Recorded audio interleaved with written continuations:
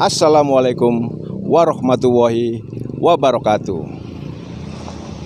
Selamat siang kawan, dimanapun Anda berada. Semoga dimudahkan urusannya, dilancarkan rezekinya, selalu menjaga kesehatan, selalu mendapatkan barokah ridho dari Allah Subhanahu wa Ta'ala. Kawan, kali ini saya alhamdulillah mendapatkan pekerjaan pemasangan paving.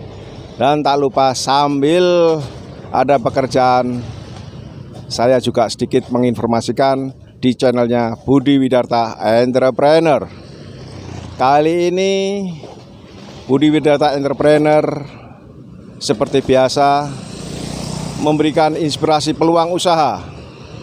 Jadi konten yang saya tampilkan selama ini adalah menginspirasi seseorang untuk bisa menjadi pengusaha. Ayo jadi pengusaha.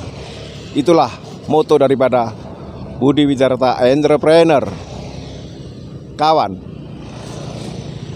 yang saya tampilkan selama ini adalah bukan review dari makanannya, review dari hasilnya, tetapi awal muawal, asal muasalnya kita bisa menjadi pengusaha, bisa membaca peluang. Peluang bisa terjadi dari suatu tempat, keadaan, kondisi ekonomi. Di sini saya berada di Ketintang di seputaran Samsat, yang mana Samsat banyak sekali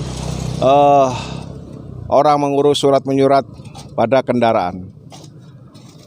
Tidak lupa waralaba terbesar di Indonesia juga mengincar kondisi lokasi Samsat yang ada. Anda bisa lihat di sini ada Indomaret, salah satu waralaba yang terbesar. Nah, kalau yang di belakang sana adalah beberapa pedagang keliling. Ada pangsit, gado, buah, ada lontong balat. Jadi Anda bisa saksikan. Jadi banyak sekali yang mobil-mobil parkir di sini adalah rata-rata untuk pengurusan surat menyurat kendaraan, baik mobil maupun motor.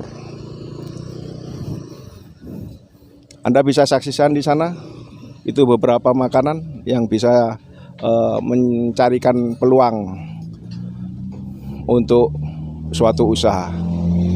Baik, mari kita lanjutkan ngobrol salah satu pedagang yang ada di Samsat.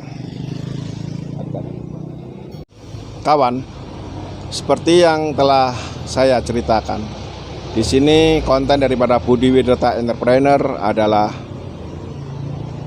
inspirasi menjadi pengusaha. Di sini di daerah Samsat Ketintang ada salah satu pedagang, yakni lontong balap. Dia mendapatkan kesempatan menjadi salah satu peluang tempat daripada usaha dagangannya. Jangan lupa, setiap konten yang saya tampilkan di video-video Budi Widarta Entrepreneur selalu saya berikan keterangan di bawahnya.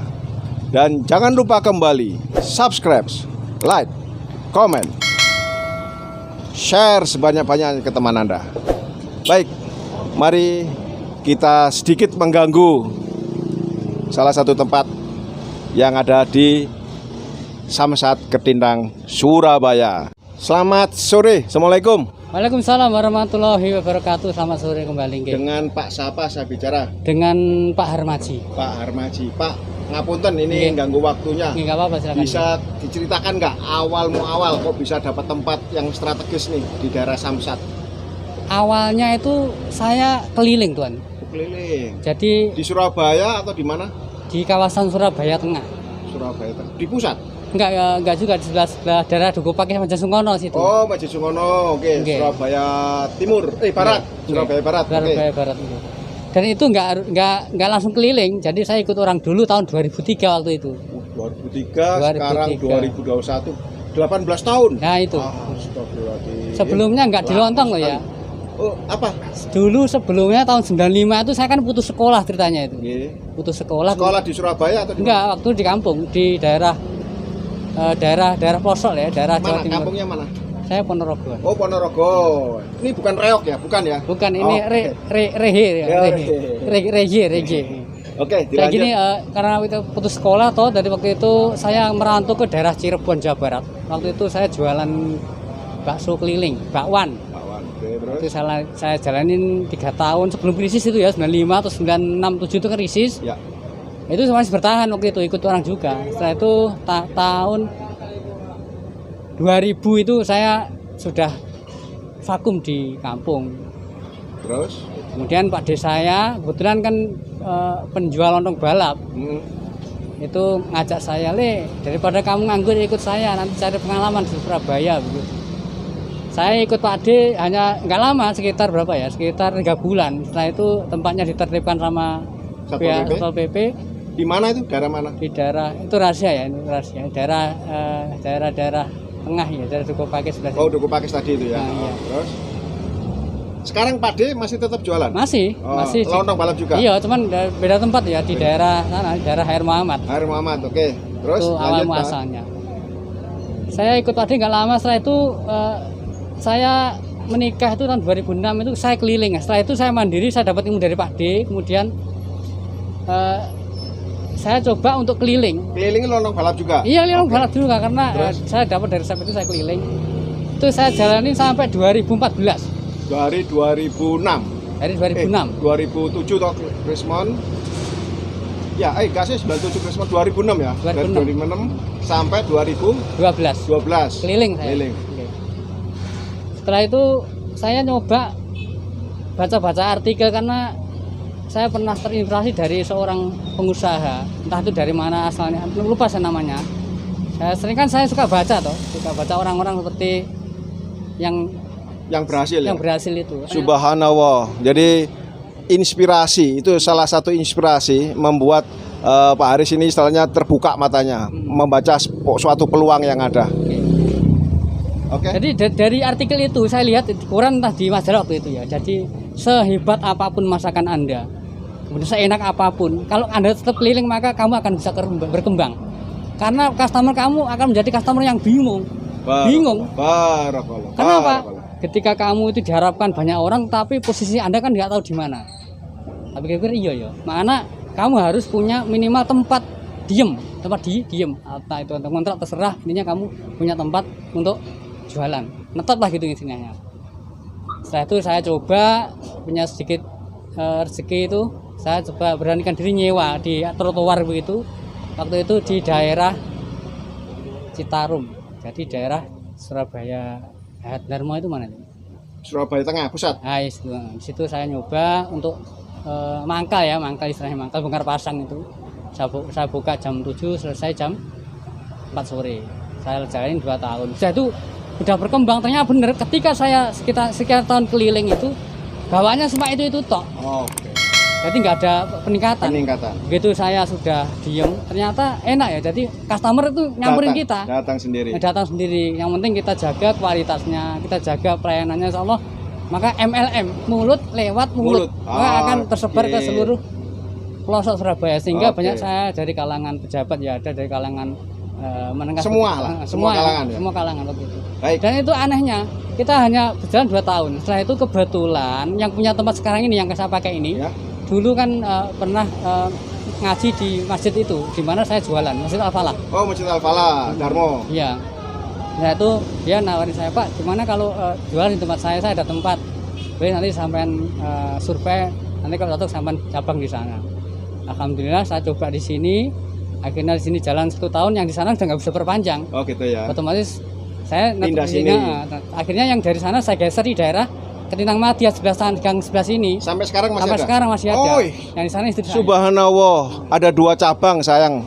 Di sini beliau sendiri yang jualan, yang di Ketintang Madya istrinya yang ada di sana. Oke, lanjut. Oke. Sampai sekarang nggak terasa ya, sama di sini sudah hampir dari tahun 2014 sampai sekarang. 7 tahun di sini ya tahun, berarti. sama. Di sana selisih 1 tahun di sana. Jadi sana 6 tahun, sini. Oke, kalau boleh tahu modal awal rombong berapa ya kalau bikin? Lucu, modalnya itu saya ngutang. Oh, modal ngutang. Jadi saya ada temen itu jualan lontong, kemudian dia sudah nggak jualan toh. Terus dia kasih ke saya, nih rombong, yuk pakai. Kamu ada uang berapa? Saya cuma ada 200.000 rupiah. Sisanya nanti bayar kalau sudah ada. Akhirnya saya kasih DP 200. Setelah itu untuk modal hariannya itu saya pinjam sama teman-teman. Dari awalnya begitu. Terus akhirnya ya lambat laun Bisa berkembang seperti bisa ini. berkembang seperti ini. Alhamdulillah sudah sempat kemarin sebelum krisis sempat tiga Rombong. sempat Tiga enggak tempat. sempat ada Usaha. 3 karyawan saya. Oh, 3 karyawan di sini. Satu karena mungkin ke pandemi seperti ini untuk sementara mereka saya rumahkan. Ya, hampir semua lini. Nggih. Nah, Jadi alhamdulillah ini saya sementara ini saya pegang di sini saya, terus yang di sana saya Istrinya. suruh itu saya yang handle. Hari-hari begitu. Alhamdulillah. berarti buka jam berapa di sini, Pak? Di sini jam 9, lebih lambat kali istri saya kan jam 8. Nah, Setelah jam saya 9. selesai Bantu saya sana. siapkan yang sana, saya pindah Dari di sini. Jam 9 sampai jam berapa Sampai jam tutupnya? jam 4 lah ya, jam 4. Kalau Samsat libur baru ikut libur ya? Enggak juga. Loh, kalau Samsat libur hari Minggu gitu? Tetap juga. Oh, tetap buka. Oh, tetap Jadi buka. liburnya saya tuh enggak harus ngikut sampai libur enggak, tetapi ketika saya capek ya walaupun hari kerja saya tetap libur. Oke. Jadi kondisi saya yang menentukan nanti. Baik, Kapan baik. kita libur? Itulah kapan pengusaha. Jadi tidak ada yang menyuruh siapapun, jadi Nggih. sesuka apapun kita. Nggih. Baik, ada tambahan lagi kira-kira? Tambahannya ya kita jangan patah semangat lah ya. Jadi Baik. yang intinya jangan gengsi. Oke. Karena pengusaha itu ya itu tadi, pengusaha ada tetap pengusaha. Ya, Walaupun kecil apapun kita adalah direktur, kita Betul. juga presidennya, yes. dan kita ada karyawan dan kita ada Setuju, marketingnya. setuju. Jadi kita ini mencakup dari sekian lini, sekian Aspek. aspek. Ya. Dan enaknya ya begitu, karena kita direktur ya suka-suka Bebas. gua dan Baik, Oke. terima kasih informasinya Pak Herman. Kawan, inilah sedikit penjelasan dari beliau. Jadi dimanapun Anda semuanya berada, bisa menirukan cara kinerja. Jadi inspirasi buat kalian semua yang ada di mana. Kembali lagi, jangan lupa subscribe, like, comment, share sebanyak-banyaknya. Sampai ketemu lagi di channel video Budi Widarta Entrepreneur. Wassalamualaikum warahmatullahi wabarakatuh.